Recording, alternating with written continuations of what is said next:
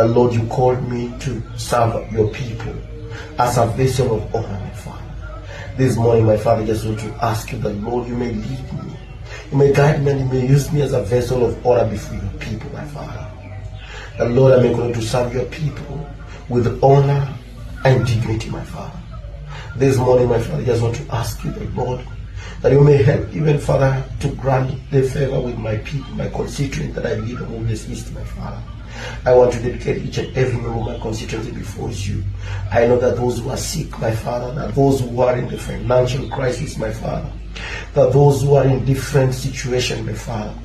But I want to ask you that, Lord, you may reach to their needs, my Father. You may even provide them with their daily needs, my Father. You may give them the wisdom, my Father, and even the ideas, my Father, of development, the recreation, that you may continue to feed your people, my Father. The way Jesus fed his children, my Father. That, Lord, you will also open the doors to feed your children, my Father, my ministry's constituency. That, Lord, Father, as I go back there, you may give me wisdom to talk to your people, to lead them, my Father, in your ways, my Lord. I want to thank you, to bless and to honor you, for in the mighty name of Jesus we pray. Amen.